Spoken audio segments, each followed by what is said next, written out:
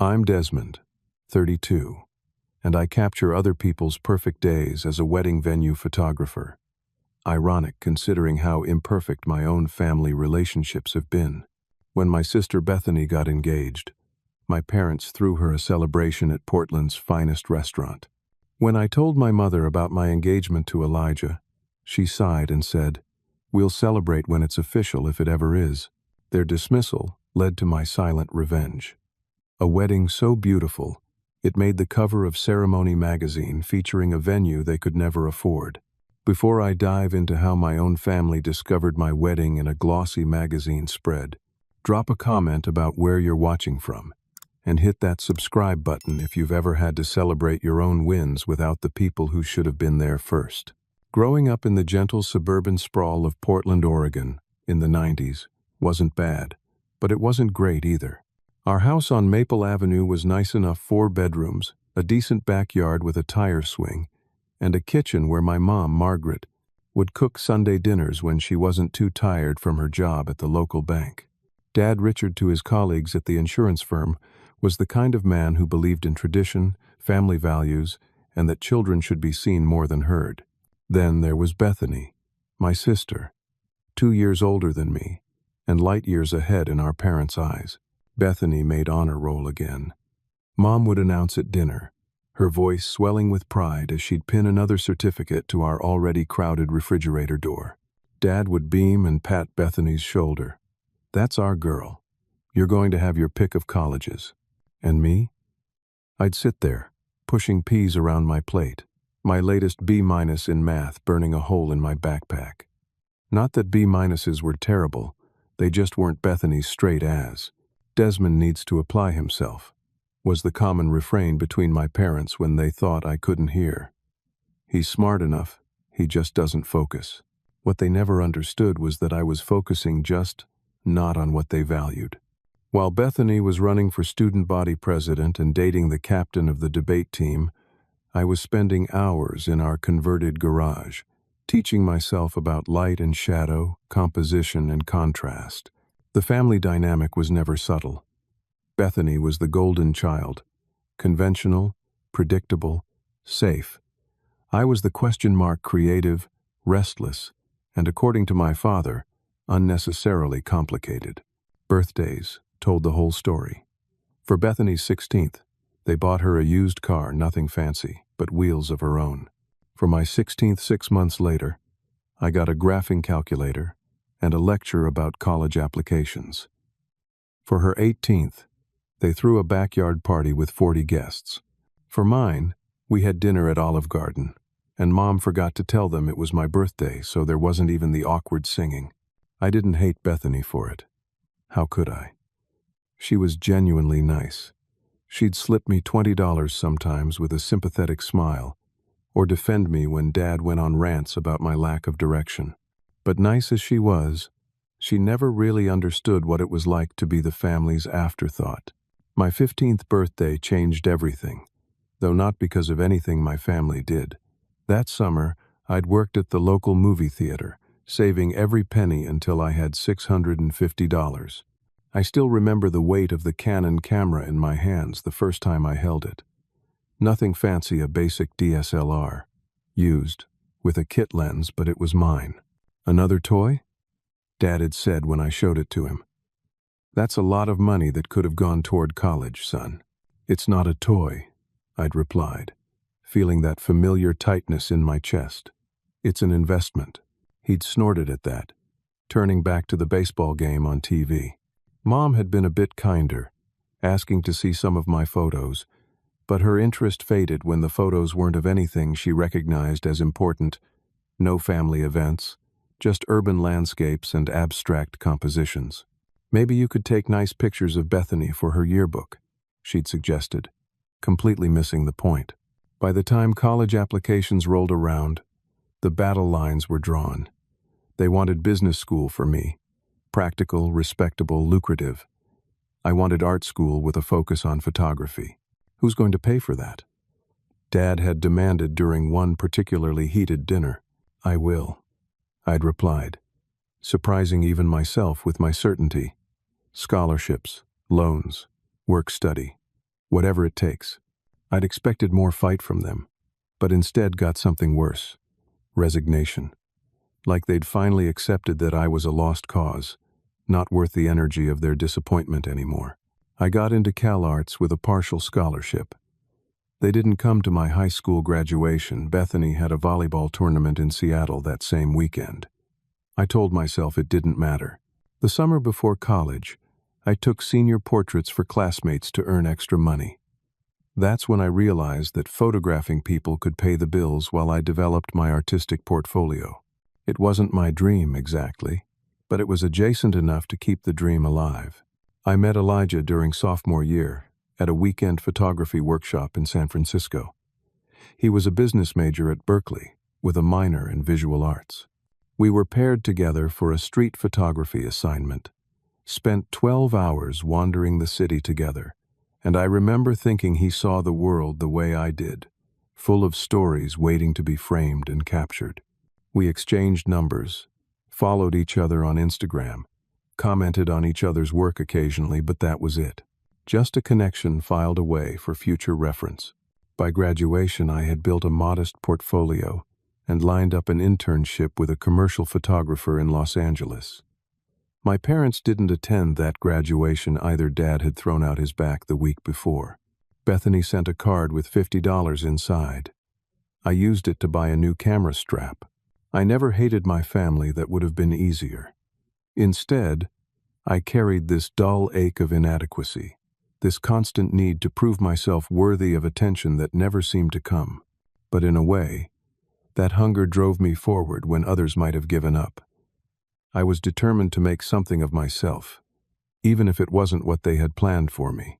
What I didn't know then was that sometimes the path to being seen by others starts with seeing yourself clearly first. And sometimes the family that truly celebrates you isn't the one you're born into. The years after college were a blur of small apartments with questionable plumbing, instant noodles, and the constant hustle for photography gigs. I started with anything that would pay family portraits in the park for $50, product photos for local businesses, even a stint shooting real estate interiors that almost made me quit photography altogether. Those empty, staged houses felt too much like my childhood home, pretty on the surface but hollow underneath. You need to find your niche, my former photography professor advised over coffee during one of my low points. What kind of photography makes you lose track of time? The answer came to me a week later when a college acquaintance, desperate after their photographer canceled last minute, asked me to shoot their wedding. "I've never done a wedding," I warned. "I trust you," she said. "Just capture how it feels, not just how it looks." Something clicked that day as I moved through the ceremony and reception. These weren't just pretty pictures, they were moments of authentic emotion, vulnerability, joy. I found myself tearing up behind my camera as the couple exchanged vows. By the end of the night, I knew I'd found my path. Word spread quickly. One wedding led to 3 more, then 10. I built a website, invested in better equipment, and slowly raised my rates as demand grew. Within 2 years, I was shooting high-end weddings across California, with bookings 6 months in advance. I still wasn't making the kind of money my parents would respect, but for the first time, I was proud of my work. The only person missing from this new chapter was someone to share it with. That changed at a mutual friend's wedding in Napa Valley, 3 years after graduation. I was there as a guest, not the photographer, nursing a glass of champagne during cocktail hour when a familiar voice said, "Is that Desmond Wallace without a camera attached to his face?" Elijah looked even better than I remembered, tall, with warm brown skin, and the kind of smile that made you feel like you were in on a secret together. He'd finished his MBA and was working for a tech company in San Francisco, but still pursued photography on weekends. "I follow your work on Instagram," he admitted. "You've gotten really good." We spent the entire reception catching up, and when the actual wedding photographer asked everyone to clear the dance floor for the couple's first dance, Elijah pulled me outside instead. "Let's get out of here," he suggested. "I know a place with a view of the valley that would be amazing at sunset." We ended up on a hilltop with a bottle of wine stolen from the reception. watching the sun sink below the vineyards, trading stories of the years between. When he kissed me as the last light faded, it felt like the perfect frame to capture if only I'd had my camera. Our relationship progressed with the comfortable certainty of a well-composed photograph. Weekend visits became weekly. Then Elijah transferred to his company's Los Angeles office, and 6 months later, we were living together in a one-bedroom apartment in Silver Lake, with barely enough room for both our photography equipment. As my business grew, I started getting more exclusive clients, tech executives, entertainment industry people, clients who wanted privacy and were willing to pay premium prices to ensure it. I expanded into venue photography, creating portfolios for high-end wedding locations that wanted to showcase their spaces. Meanwhile, my relationship with my family remained distant. I'd call home once a month, give brief updates that were met with polite disinterest. When I mentioned booking my first celebrity client, a television actress getting married at a vineyard, my mother's response was, "That's nice, dear. Did you hear Bethany got promoted at the bank? She's on the management track now." The contrast between our families couldn't have been starker. Elijah's parents, Raymond and Diana, welcomed me immediately. The first time I visited their home in Oakland, Diana had framed one of my photographs that had been published in a small photography magazine. Raymond, a high school English teacher, asked thoughtful questions about my creative process. Their home was loud, warm, and full of laughter, everything mine hadn't been. "Your family now," Diana told me on my second visit, squeezing my hand across the dinner table. "And we brag about you to everyone." I nearly cried into my mashed potatoes. Holidays became a negotiation. Christmas with my family, where I was still treated like an unsuccessful teenager. Then New Year's with Elijah's, where I was celebrated as an accomplished artist. The whiplash was exhausting. Still, I kept trying. I sent my parents professionally printed portfolios of my best work. I called with updates when I was featured in wedding magazines. I even offered free family portraits, which they politely declined because they were too busy. Then came Bethany's engagement. She'd been dating William for 3 years, a banker from a wealthy family with a summer house in the Hamptons. He proposed at a fancy restaurant with a diamond ring that probably cost more than my annual income. "Mom and Dad are over the moon," Bethany told me over the phone. Dad actually cried. I tried to imagine my father crying with happiness over anything I'd accomplished and couldn't conjure the image. "I'm happy for you, Beth," I said, and meant it. Despite everything, I loved my sister. "William seems like a great guy." "Thanks, Des." She paused. "How are things with you and Elijah?" "Great. Busy with work. He's talking about starting his own photography-focused marketing agency." "That sounds exciting. You should bring him to the engagement dinner Mom and Dad are planning. They should get to know him better." I agreed, though with the familiar knot of anxiety that accompanied any family gathering. What I didn't tell Bethany was that Elijah and I had been talking about our own future together, tentative conversations about commitment and permanence that both thrilled and terrified me. "Your family might never accept us," Elijah had said one night as we lay in bed. "Are you okay with that?" I'd thought about it for a long moment before answering. "I've never really been accepted by them anyway, but I need to keep trying, at least for now." He'd nodded, kissing my forehead. "Then I'll keep trying with you." What we didn't know then was how soon that resolve would be tested, or how completely my family would fail the test. Bethany's engagement party was held at Rosewood, Portland's most exclusive restaurant, where the waiting list for reservations stretched months into the future unless, like my parents, you knew someone who knew the owner. The private dining room was decorated with elaborate floral arrangements in Bethany's chosen wedding colors of blush and gold. Crystal champagne flutes caught the light from the chandeliers, creating tiny rainbows across the pressed white tablecloths. I arrived 20 minutes early. A habit from my photography days, always scope the venue before the event begins. Mom was directing the staff about place card arrangements and barely acknowledged my greeting with a distracted nod. "Doesn't everything look beautiful?" she finally said, stepping back to admire her work. William's mother recommended the florist. They did her niece's wedding at the Four Seasons last year. It's gorgeous, I agreed. I brought my camera if you'd like me to take some photos during the dinner. Mom's smile tightened. Oh, no need to work tonight, honey. We hired a photographer. A professional one from Bethany's wedding planner's preferred vendor list. You should just enjoy being a guest. The fact that I was a professional photographer who shot weddings that cost more than this entire restaurant seemed lost on her.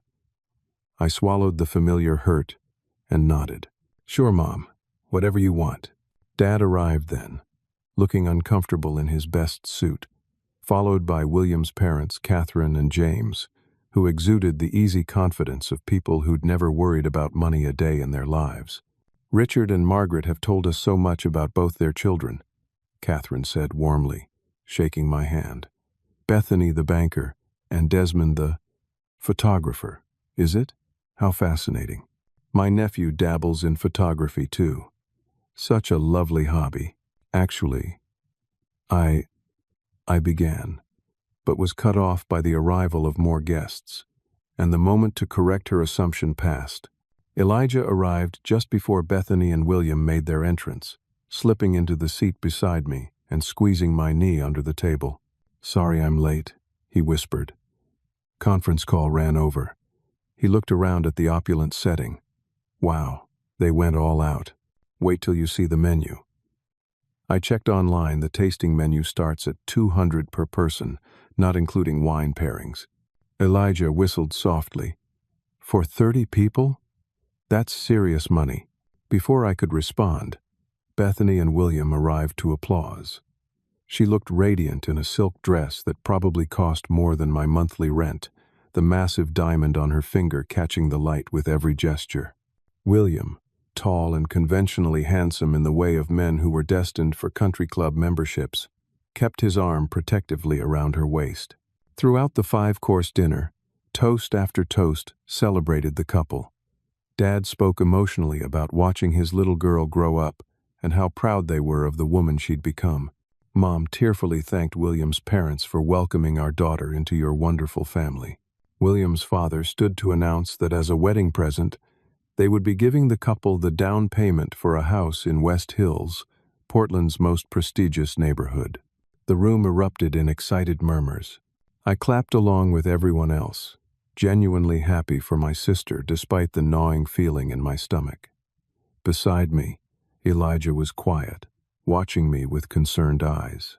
You okay? He murmured. Fine, I lead. When the formal dinner concluded, and guests mingled over dessert, Dad cornered me near the bar. William's a solid guy, he said, slightly flushed from multiple glasses of expensive scotch. Executive track at his firm. Already has a seat on the board of the Children's Hospital Foundation. He seems great, Dad. Bethany looks happy. That's what happens when you make smart choices. He clapped my shoulder. Speaking of which, how's the picture-taking business? Making ends meet? I bit back the urge to tell him about the celebrity wedding I'd shot last month that paid more than he made in 3 months, or the feature in Wedding Style magazine, or the waiting list of clients. It's going well, I said instead. Good, good. He nodded absently, eyes already scanning the room for someone more interesting to talk to. Your mother worries, you know, about your lifestyle choices. The way he said lifestyle choices, like it was a euphemism for something shameful rather than my relationship and career, made my chest tighten. Elijah and I are doing great, I said firmly. He's here tonight, actually. You should come say hello. Dad's expression flickered. Maybe later. I should check on your mother. He disappeared into the crowd before I could respond. Later, as Elijah and I said our goodbyes, Mom pulled me aside. It was nice of your friend to come, she said, emphasizing friend in a way that made it clear she still couldn't bring herself to acknowledge what Elijah actually was to me. My partner? I corrected quietly. We've been together almost 3 years, Mom. She pressed her lips together. Yes, well, I'm glad you had someone to accompany you. Her eyes drifted to Bethany and William, who were thanking guests by the door. Isn't it wonderful to see Bethany so settled? 28, and already getting married, moving into a real home. I was 31, running a successful business, in a committed relationship, and had just purchased my first condo in Los Angeles. But none of that registered as settled to her. On the drive back to our hotel, Elijah was unusually quiet. "Your family is exactly as you described," he finally said. "I thought maybe you were exaggerating." "Sorry about that," I mumbled, watching the streetlights blur outside the window. "Don't apologize for them." He reached for my hand. "But I need to ask you something, and I want you to be honest." He took a deep breath. "Do you need their approval to be happy? Because if you're waiting for it, I'm worried you'll be waiting forever." His question hung in the air between us, uncomfortable but necessary. I thought about Bethany's radiant face as our father toasted her future. I thought about my mother's dismissive, maybe later when I'd suggested she look at my recent photography feature. "I want it," I admitted finally. "But no, I don't need it." Elijah nodded, seemingly satisfied. "Good, because I love you exactly as you are." When we returned to our Los Angeles condo a few days later, I found Elijah nervous, fidgeting, uncharacteristically clumsy as he made dinner. "What's going on with you?" I asked, amused as he dropped a wooden spoon for the third time. "Nothing. Everything's fine." He checked his watch. "Maybe we should open some wine." After dinner, he suggested a walk on the beach near our home, despite the fact that it was a cool evening and he normally hated sand in his shoes.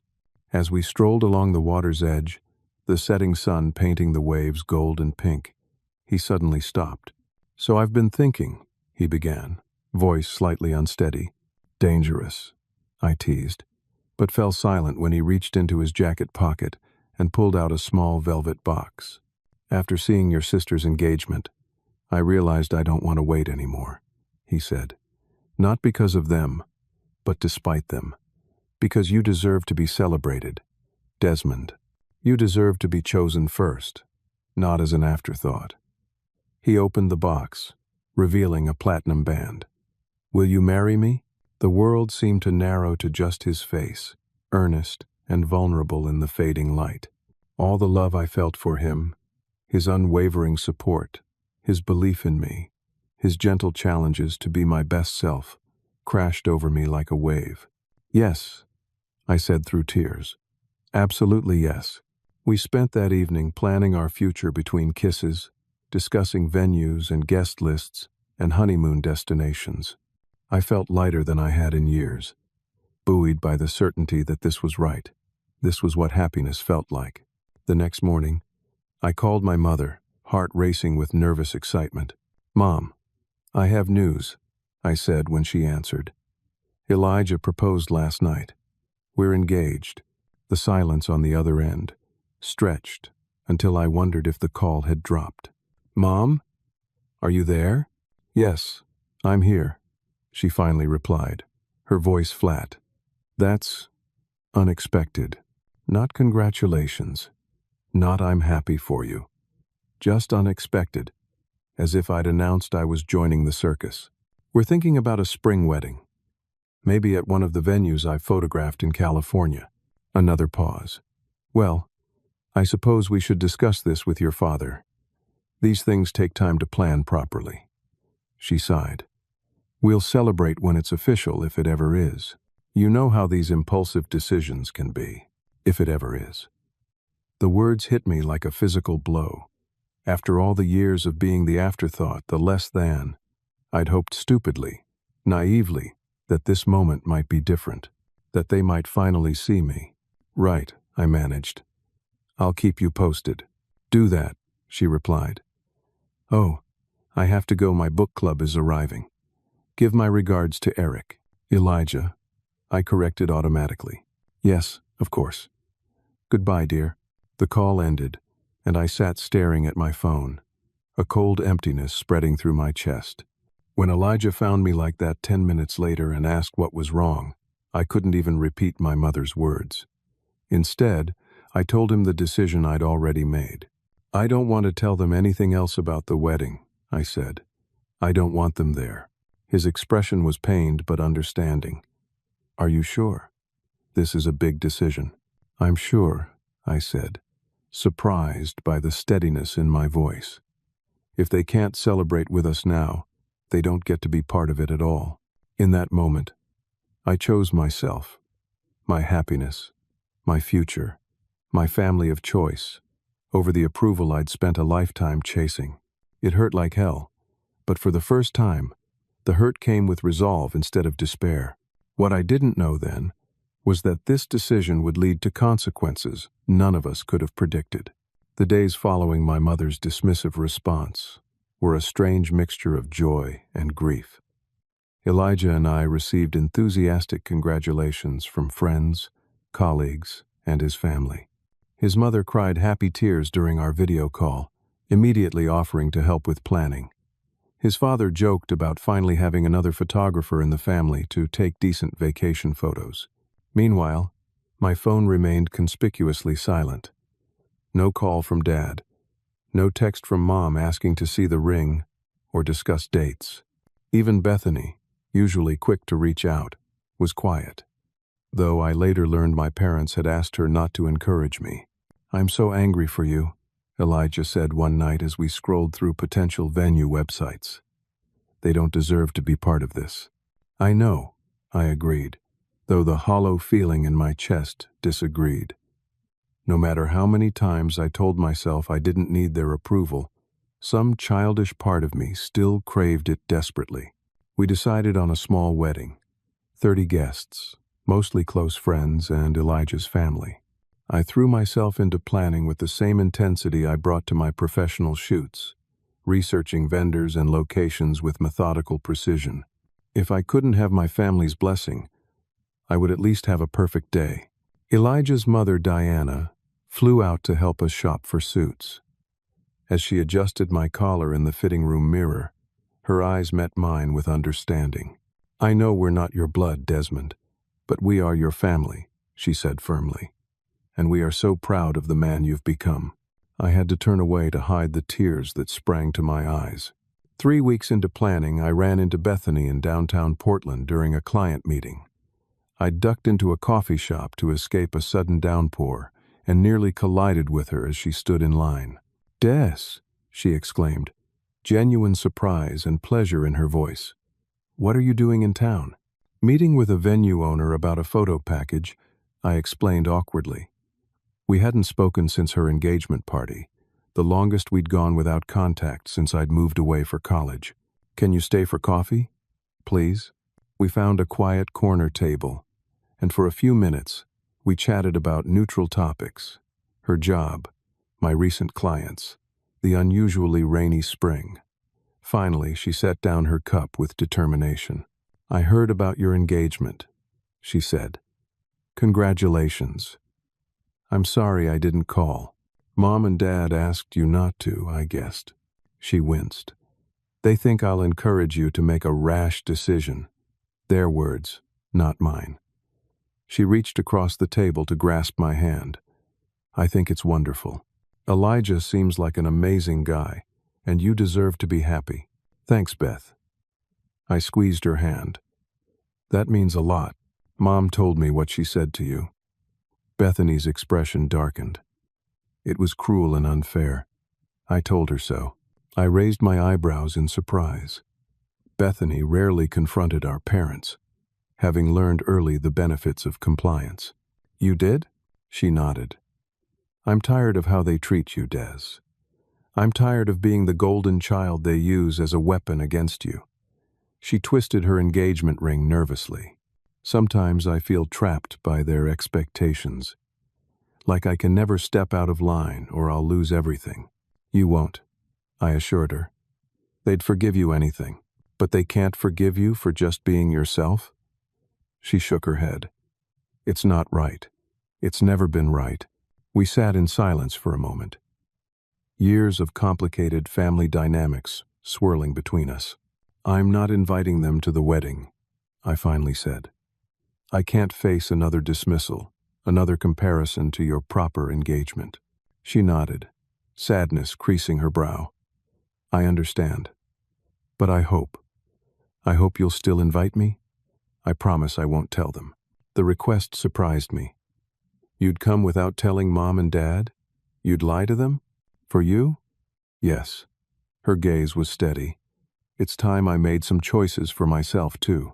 That conversation with Bethany both lifted and complicated my spirits.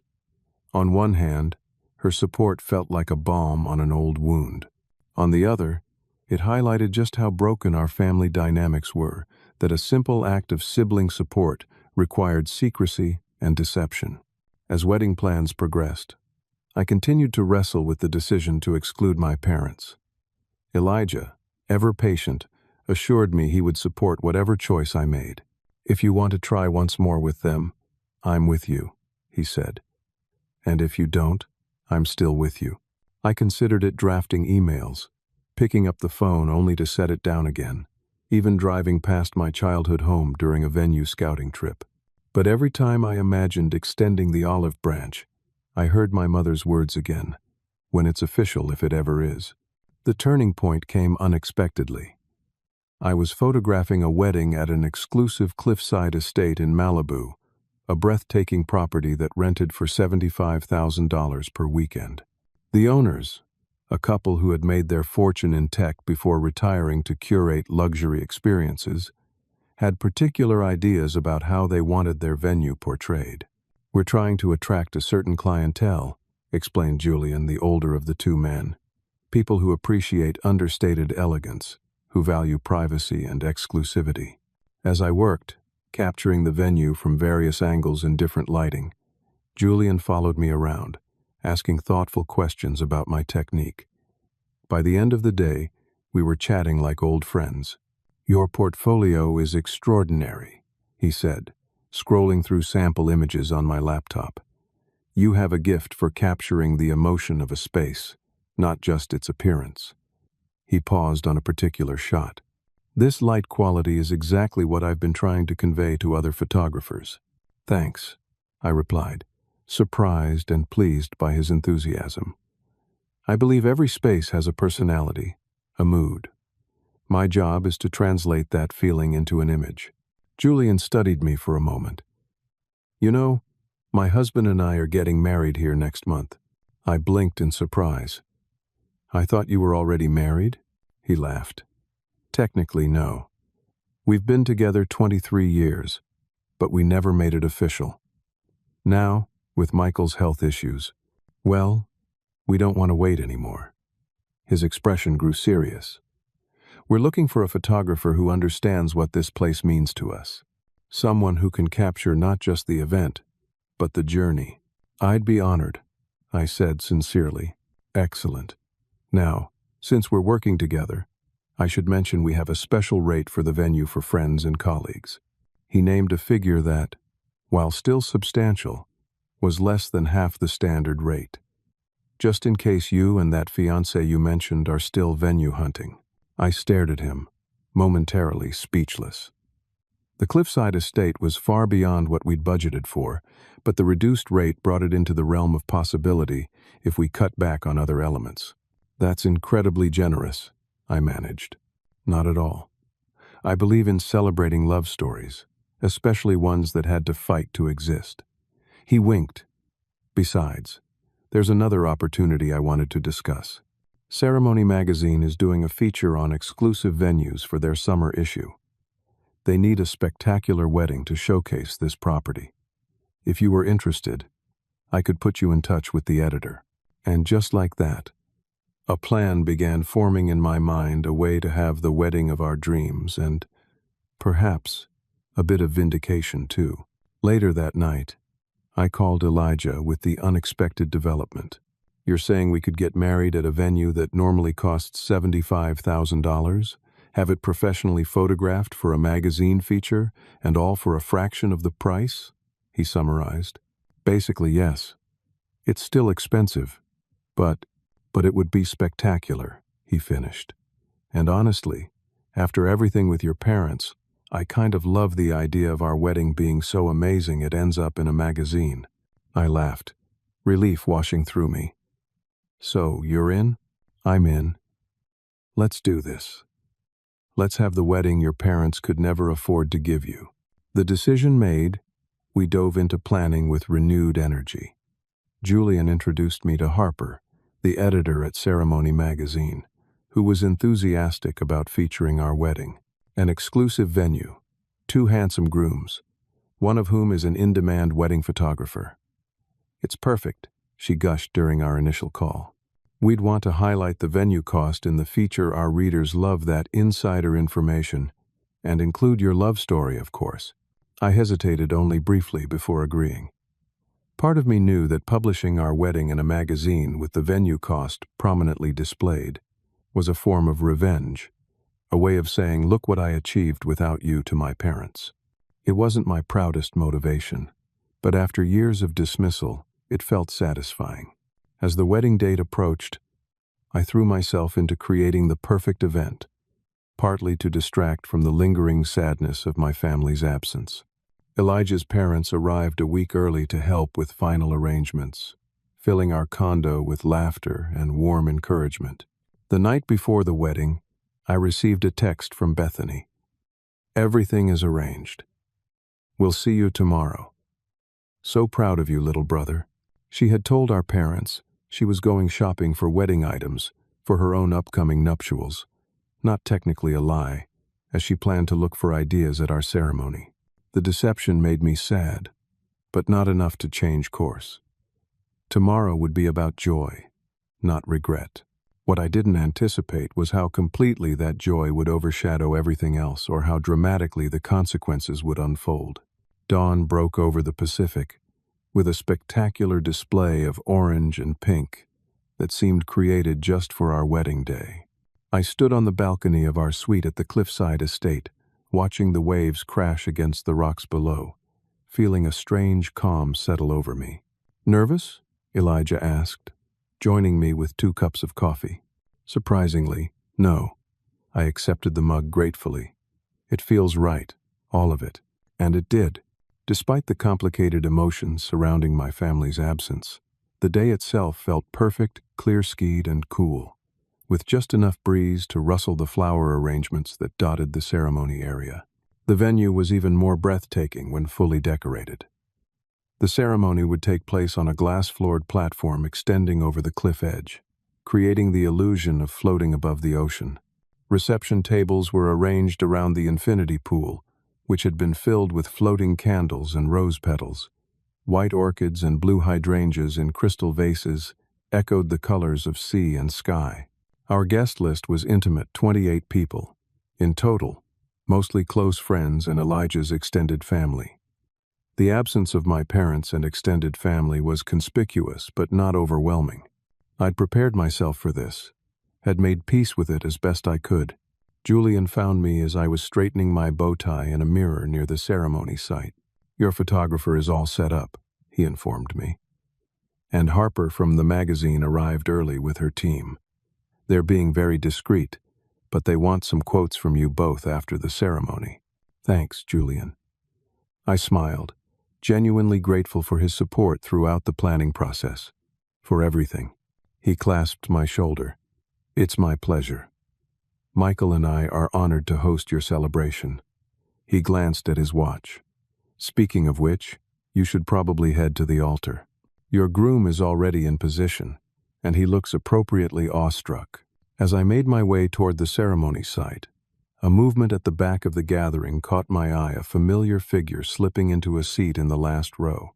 Bethany, looking beautiful in a simple blue dress, her hair pulled back in an elegant knot. She gave me a small wave and a thumbs up, blinking back tears. The ceremony itself passed in a blur of emotion. Elijah, handsome in his tailored suit, his eyes never leaving mine as we exchanged vows we'd written ourselves. The weight of his ring sliding onto my finger. The celebrant's words. By the power vested in me, I now pronounce you married. You may kiss your husband. Husband. The word echoed in my mind as we kissed to the applause of our small gathering. This was real. This was official. The reception flowed seamlessly into evening, the setting sun casting golden light across the festivities. String lights twinkled overhead as we shared our first dance, ate the carefully selected menu, and laughed through heartfelt toasts from friends. Bethany found me during a quiet moment when Elijah was chatting with his cousins. "This is the most beautiful wedding I've ever seen," she said, hugging me tightly. "I'm so happy for you, Des." "I'm glad you could come," I replied, "even though you had to sneak away." She made a dismissive gesture. "Worth it." And honestly, it felt good to make a choice for myself for once. She glanced around at the spectacular setting. Mom and Dad would be speechless if they could see this.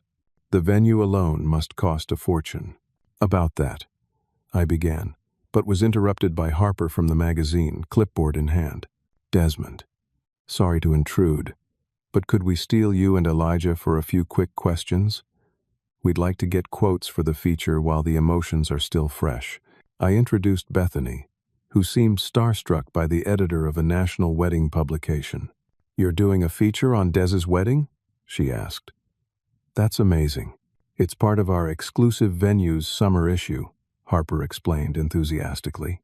"We'll be highlighting how Desmond and Elijah secured the cliffside estate, normally $75,000 for a weekend, and created this spectacular celebration. The issue hit stands in 3 weeks." Bethany's eyes widened at the price tag, but she recovered quickly. "Well, my brother deserves only the best. I'll look forward to seeing the article." As she walked away, I felt a momentary pang of concern. Bethany hadn't explicitly said she wouldn't mention the magazine to our parents, but I hoped she understood the implied secrecy. Not that it ultimately mattered. I'd signed the release forms for the feature weeks ago. What was done was done. The interview with Harper was brief but comprehensive. She asked about our love story, our vision for the wedding, and why we'd chosen this particular venue. "The cliffside estate represents everything we value," Elijah answered smoothly. "Beauty, permanence, and a view that reminds us to look toward the horizon rather than dwelling on the shore behind us." I squeezed his hand, grateful for his poetic diplomacy. He wasn't mentioning my family situation, but the metaphor wasn't lost on me. Harper seemed delighted with our responses. "This is going to be a fantastic feature. We might even consider it for the cover. 2 handsome grooms. This spectacular backdrop. It's fresh and inspiring." After the interview, we returned to our celebration, dancing under the stars until well past midnight. As the party wound down, Julian presented us with a bottle of rare champagne. "For your first morning as married men," he said with a wink. "Enjoy the honeymoon. We'll handle everything here." We'd splurged on a 2-week trip to Bali, staying in a private villa with its own pool. Before leaving, I made a deliberate decision not to post any wedding photos on social media, partly to preserve the magazine's exclusive, but mostly because I wasn't ready to field questions about my parents' absence. Bali was paradise: lazy mornings in bed, afternoons exploring temples and rice terraces, evenings watching the sunset from our private deck. We talked about everything and nothing, made love in the warm tropical rain, and began sketching plans for our future together. "I'm thinking of expanding the business," I told Elijah one evening over dinner on the beach. "Maybe hire a few associate photographers, take on more high-end venues." "You should," he agreed. "Your venue portfolios are what set you apart." "Speaking of which, when does that magazine come out?" "2 weeks after we get back," I replied. "Harper emailed yesterday they want to do a follow-up interview about my photography business since the wedding feature got expanded." "Expanded?" I nodded, a mixture of pride and vindication warming my chest. "Apparently, they're making it the cover story now. 8 pages inside." Elijah whistled low. "That's huge for your business." "And for Julian's venue," I added. "He's already gotten 3 booking inquiries based on the promotional photos alone." What neither of us discussed was the other potential consequence, that my family might see the magazine. It seemed unlikely. My parents didn't exactly subscribe to high-end wedding publications, but the possibility lingered in the back of my mind throughout our honeymoon. By the time we returned home, bronzed and relaxed, I'd almost forgotten about the magazine entirely. focused instead on our new life together. We settled into a comfortable routine mornings at our respective laptops, Elijah working remotely while I edited photos and corresponded with clients. Evenings cooking together, watching movies, planning weekend adventures. It was during one such ordinary evening, 3 days after our return, that I received an email from Harper with a digital preview of the magazine feature. "The issue goes to print tomorrow," she wrote. "Final chance for any critical corrections before it's official." Elijah and I huddled over my laptop, scrolling through the layout. The cover was stunning. The two of us silhouetted against the sunset, the glass platform creating the illusion that we were standing on the ocean itself. The headline read, "Exclusive. Inside photographer, Desmond Wallace's dream. Wedding at $75,000. Cliffside Estate." The interior spread was equally impressive. 8 full pages documenting every beautiful detail of our day, interspersed with quotes from our interview and information about the venue. A sidebar highlighted my photography business, with Julian quoted extensively about my exceptional eye for emotional resonance. "This is incredible," Elijah breathed. "Babe, this is going to take your career to another level."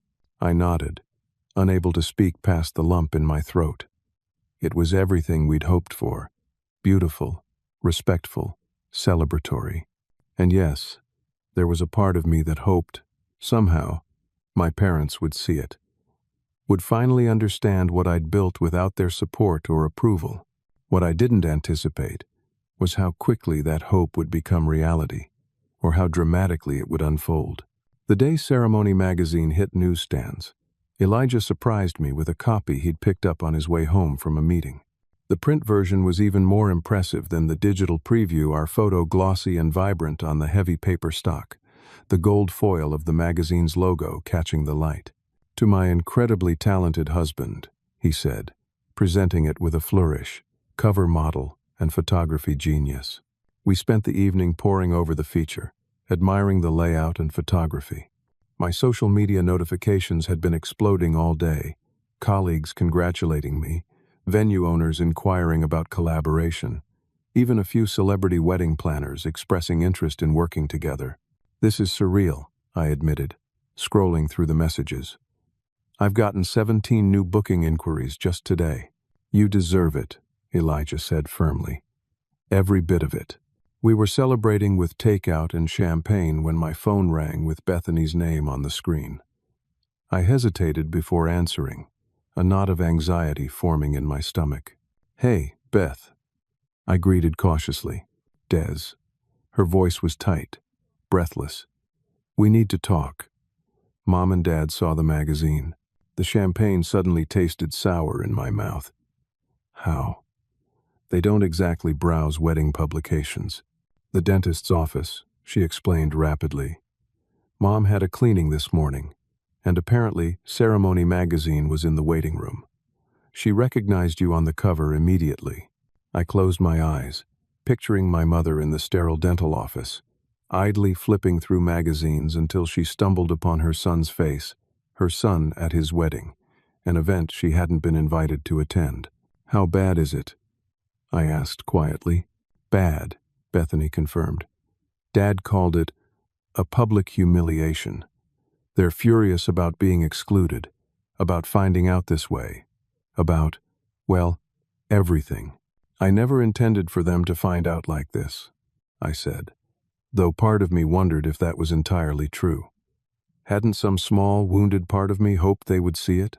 Hadn't I wanted them to know what they'd missed? "I know," Bethany sighed. "But Des, the venue cost was highlighted in the headline. You know how Dad is about money and appearances. He's taking it as a deliberate insult, like you're flaunting wealth they don't have." The irony wasn't lost on me.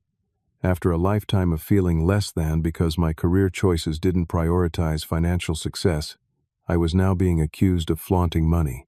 "I got a discount," I said weakly, "because of my photography work with the venue." "I tried to explain that," Bethany replied. "They're not in a listening mood." Before I could respond further, my phone beeped with an incoming call, my father's number. Dad's calling now, I told Bethany. I should take it. Good luck, she said grimly. Call me after. I switched to my father's call, putting it on speaker so Elijah could hear. Hello? Desmond. My father's voice was cold in a way I'd never heard before. Would you care to explain why your mother is in tears after finding out about your wedding from a magazine at Dr. Phillips' office? I took a deep breath. I'm sorry you found out that way. That wasn't my intention. What exactly was your intention? He demanded. To humiliate us? To make us look like we don't matter? To flaunt some ridiculous venue that costs more than our house? No, Dad. My intention was to have a beautiful wedding day without having to hear that it wasn't official or that it might never happen. The words came out sharper than I'd intended, years of hurt edging my voice. What are you talking about? When I told Mom about our engagement, she said, and I quote, "We'll celebrate when it's official, if it ever is. Not exactly a warm congratulations." There was a pause then. Your mother was just being cautious. You've always been impulsive, Desmond. Always making decisions without thinking them through. I've been with Elijah for 5 years, Dad. We own property together. This wasn't impulsive. That's not the point, he exploded. The point is you deliberately excluded your family from one of the most important days of your life, then plastered it all over some fancy magazine. Do you have any idea how that makes us look? How it makes your mother feel? I closed my eyes, familiar frustration washing over me. Even now, it was about appearances, about their feelings, never about mine. I'm sorry you're upset, I said finally. But I made the choice I needed to make for my happiness. Your happiness, he repeated bitterly. Always about you, isn't it? Never a thought for the family, for tradition, for what's appropriate. Dad, your mother can barely show her face at church now. Mrs. Landry came up to her after service to ask if we'd seen Desmond's lovely wedding in that magazine. She didn't know what to say. The absurdity of it all suddenly struck me. My mother embarrassed, not because she'd missed her son's wedding, but because others knew she'd missed it. The missed milestone itself was secondary to the social awkwardness it created. I have to go, I said, unable to continue the conversation. We can talk when everyone's calmer. Don't you dare hang up. I ended the call, hands shaking slightly. Elijah immediately wrapped his arms around me. I'm so sorry, he murmured into my hair. That was awful. It's fine, I lied. I expected something like this. My phone immediately lit up with text notifications, 3 from my mother, all variations of, "How could you do this to us?" and one from my father demanding I call back immediately. I silenced the phone and set it aside. We tried to salvage our evening, but the celebration mood had evaporated. I kept replaying my father's words, searching for any acknowledgement of my feelings, any recognition that their actions had contributed to my decision. There was none. The next morning brought more messages, voicemails from both parents, texts from relatives who'd heard about the situation, and a missed call from Bethany. I returned her call first. They're coming to Los Angeles, she said without preamble. Mom and Dad booked flights for tomorrow. What? Why? To sort this out in person, she quoted. Des, I tried to talk them out of it. I told them to give you space, but they're determined. Mom's convinced this whole thing is just you acting out for attention. The childish characterization stung. I'm a 32-year-old professional, not a teenager slamming doors. I know that, Bethany said gently. But they still see you as the difficult younger child who needs guidance. They're staying at the Marriott downtown. They want to meet tomorrow afternoon. After ending the call with Bethany, I relayed the information to Elijah, who was outraged on my behalf. You don't have to see them, he insisted. You don't owe them an explanation. If I don't see them, it'll just confirm everything they believe about me, that I'm selfish, impulsive, inconsiderate. I ran a hand through my hair in frustration. Maybe it's better to get this over with. The next day, my parents arrived at our condo precisely at 1 o'clock. Mom looked like she'd been crying, her eyes puffy and red-rimmed. Dad stood stiffly beside her, jaw clenched in familiar disapproval. "You have a nice home," Mom commented, as they stepped inside, sounding surprised, as if she'd expected us to live in squalor. "Thank you," Elijah replied politely. "We bought it last year. Can I offer you something to drink?" Dad declined sharply. Mom asked for water in a small voice. We settled in the living room, an uncomfortable silence stretching between us until Dad finally spoke. "I think you owe your mother an explanation," he began.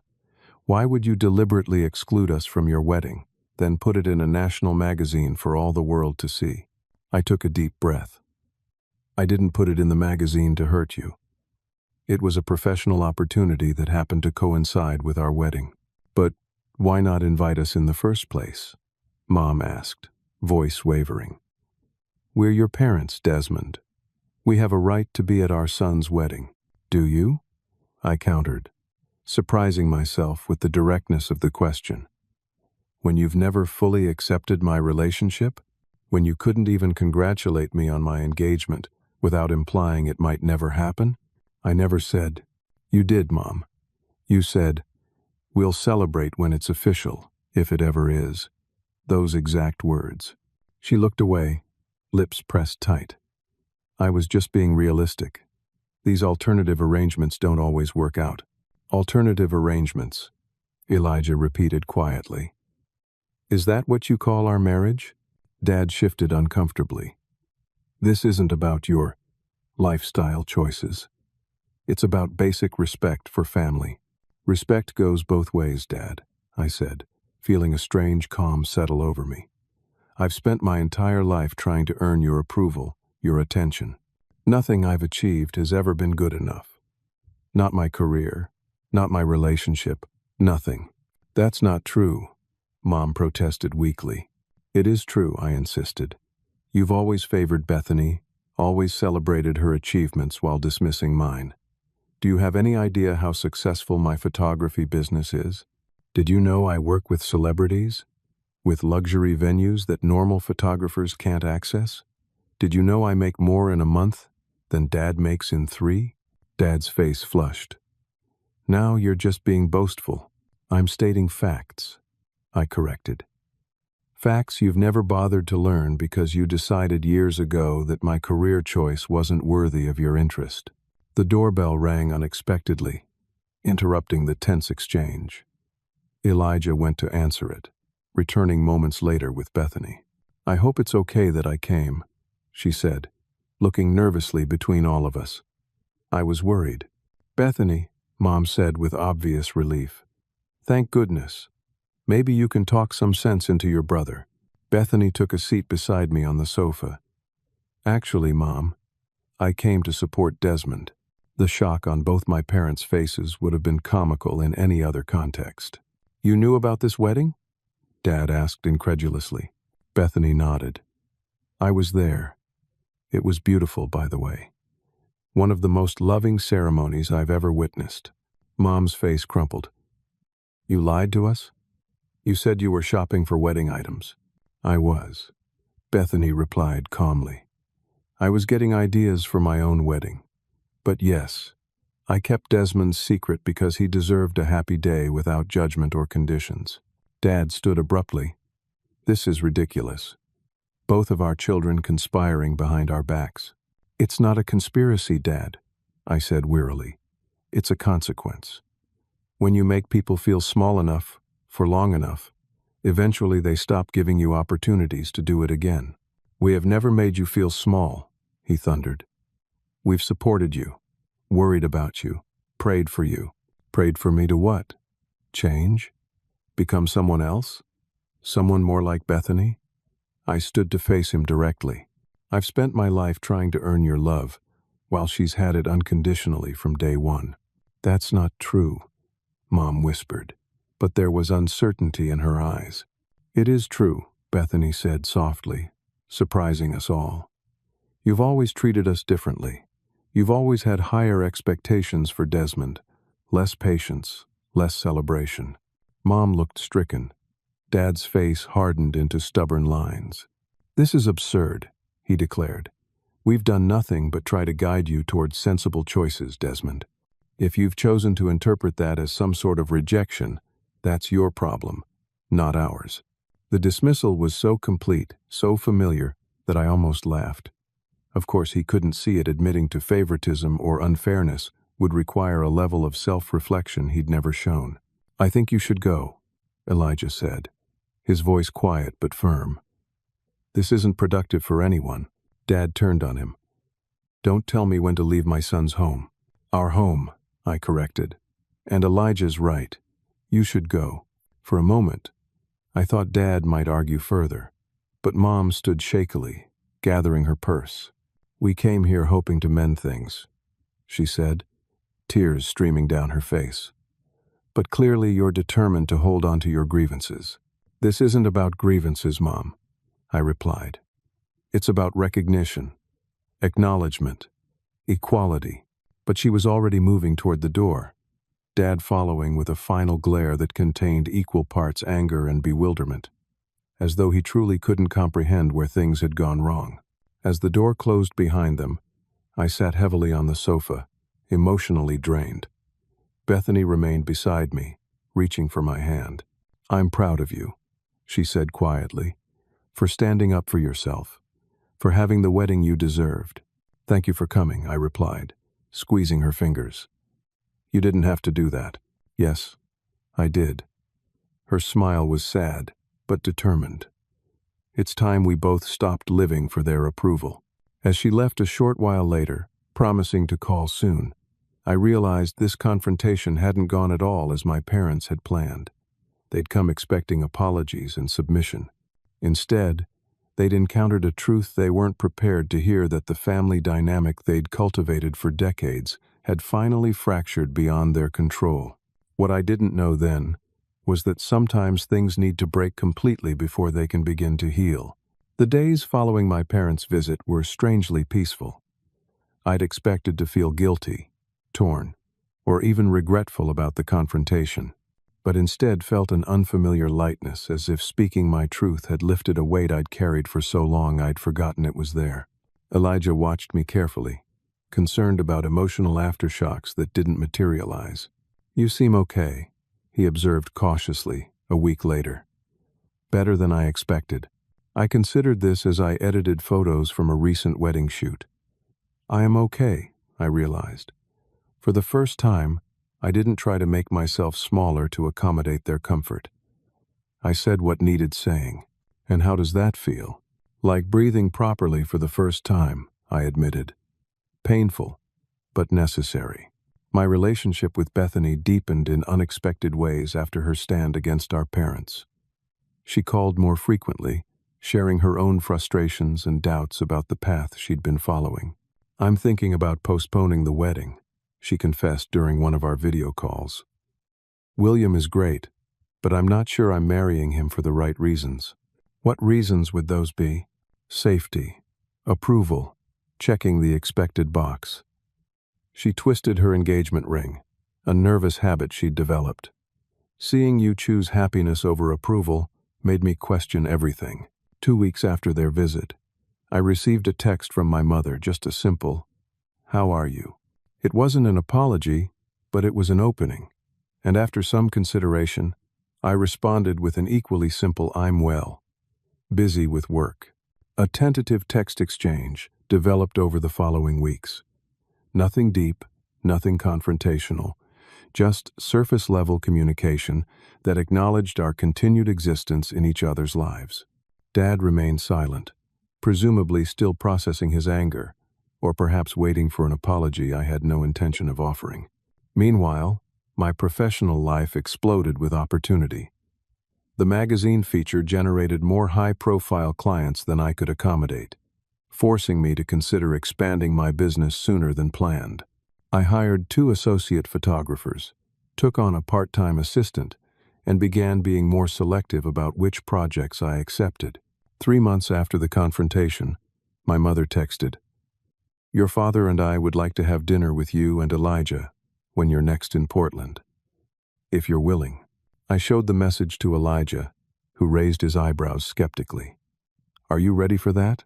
"I'm not sure," I admitted, "but I think I want to try." The dinner was as awkward as expected, stiff conversation about neutral topics, careful avoidance of anything controversial. My father was formal but civil, addressing questions to Elijah about his work in marketing, as if genuinely interested in the answers.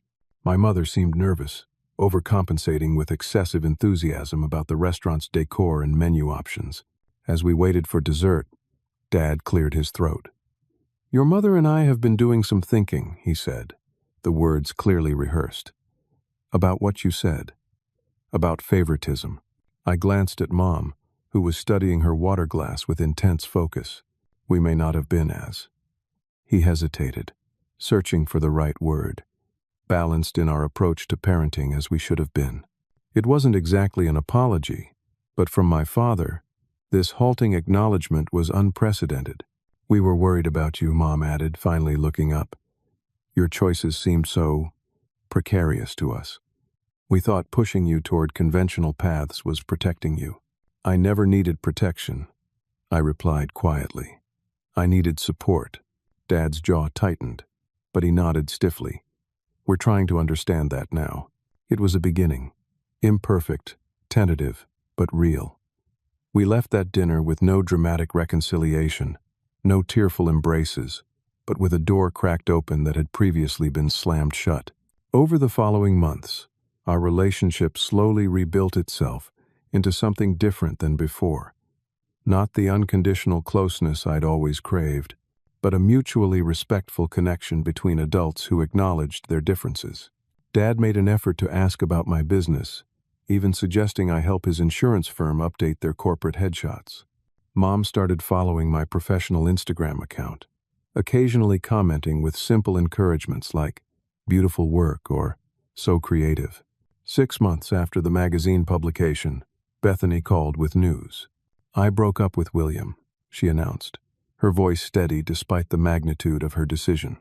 "Are you okay?" I asked, concerned about the fallout with our parents. "Better than okay," she replied. "I'm applying to graduate programs in art history, something I've always loved, but never pursued, because it wasn't practical enough." "How did Mom and Dad take it?" She laughed. "About as well as you'd expect. Dad's convinced I'll regret throwing away a good match, and Mom's worried about what to tell her friends. But here's the thing, I don't care anymore. I'm making choices for me now, not for them." My sister's transformation from dutiful daughter to self-determined woman was perhaps the most unexpected and precious outcome of my own journey toward authenticity. On our first wedding anniversary, Elijah and I hosted a small dinner party at our newly purchased home in the hills, a modernist structure with floor-to-ceiling windows and a photography studio built into the lower level. To my surprise, my parents accepted the invitation. The evening was a study in contrasts from a year earlier, my mother bringing a thoughtfully chosen bottle of champagne, my father asking for a tour of my studio with what seemed like genuine interest. There was still awkwardness, still moments of tension when certain topics arose, but there was also laughter, genuine conversation, and the beginnings of mutual respect. After dinner, as Elijah entertained our other guests with stories from our recent trip to Japan, Dad found me alone on the terrace overlooking the city lights. "You've done well for yourself," he said after a moment of silence. "This house, your business. It's impressive." "Thank you," I replied simply. "I'm sorry we missed your wedding," he added, the words clearly difficult for him to say. "I wish we could have been there." The apology, late as it was, unexpected as it was, brought a lump to my throat. "I wish you could have been there too," I admitted, "but I don't regret the day itself. It was perfect for us." He nodded, looking out at the view rather than at me. "Your mother and I were trying to do better, to see you as you are, not as we thought you should be. It's not easy for us, but we're trying." "That's all anyone can ask," I said. We stood in companionable silence until Elijah appeared in the doorway. "There you are," he called. "Everyone's asking for the grooms to cut the anniversary cake." Dad followed me inside, where Mom was already helping arrange plates for the dessert. As I looked around at this gathering, my husband, my sister, my parents, our closest friends, I realized something profound. Family isn't just who you're born to, it's also who you choose. And sometimes, if you're lucky, those worlds can eventually overlap. My journey from rejected son to self-assured man hadn't been easy. The hurt of those early dismissals, of my mother's cruel words about my engagement, of years of feeling less than that hurt hadn't completely disappeared. But it had transformed into something else. Resilience, determination, and ultimately, freedom from the desperate need for approval that had defined my early life. I no longer needed my parents to validate my choices to know those choices were right. I no longer measured my success against my sister's different path. I had built a life on my own terms, and in doing so, had inadvertently shown my family a different way to connect, not through obligation or conformity, but through authentic acceptance. As we gathered around the cake, candles glowing in the dimmed light, my mother caught my eye across the table and smiled a real smile, tinged with regret, but also with genuine joy. I smiled back, acknowledging the complicated journey that had brought us to this moment. The most lavish dinner isn't the one with the highest price tag, but the one where everyone at the table truly celebrates your happiness. Sometimes, you have to set your own table, and when you do, you get to decide who deserves a seat.